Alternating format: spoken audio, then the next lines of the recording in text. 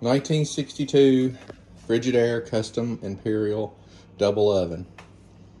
It was not regulating its own temperature, and it would go to 500 degrees on both ovens, which makes it pretty much impossible for cooking. And what I figured the problem was the thermostats. And this is an old thermostat that came out of it. It has two thermostats, and they are located behind this plate. And the way you get to the thermostats to switch them out is you start out by taking this piece off with 3 screws from underneath, and you pop the dials off of it. They just should pull right off like mine. And then you remove the glass and a rubber seal, and then once that's out of the way, you have a steel plate that holds the thermostat and the clock and a few other things in place. And you remove some screws to get that plate loosened up where you can pull it out a little bit. The wires won't let you bring it out too far. But then you can unscrew the thermostat from that plate. And I got the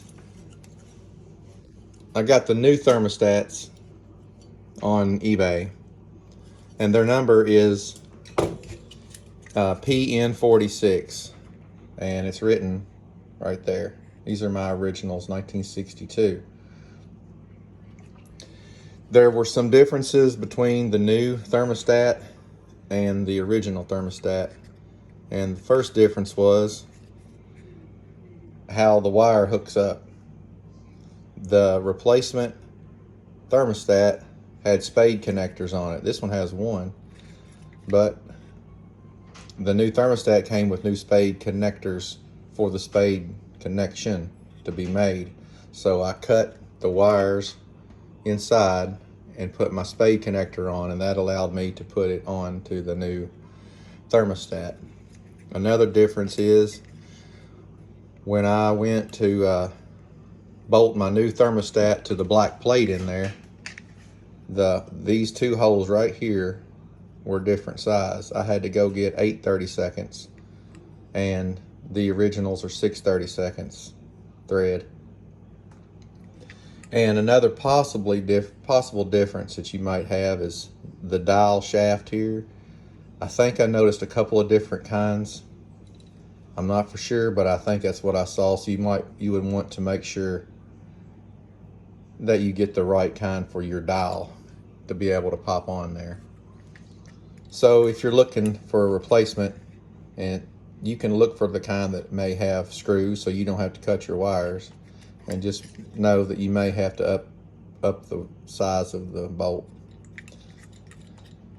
Once you get the thermostat wired in, the wire that comes off of the thermostat is a long wire, probably 3 or 4 feet long, and you'll need to pull the oven out of the wall.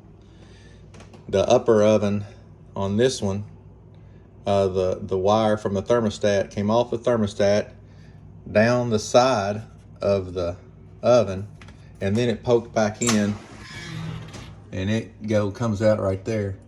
And there's the end of it. It's kind of got like a long bulb on it. And then the bottom one's down here. It's back there in the back, and then it pokes through the back there and goes straight up on the outside of the oven. And then it comes back in the back and runs over here to the lower oven thermostat. And so anyway, you need to make sure you have your power off, and don't burn your house down, and don't blame me if you do. I'm just telling you how it went for me. So the new thermostats did fix the problem. I have a temperature gauge in here that I just sat there, and I turned it up to 350, and it shut off at 350, and it would regulate itself now.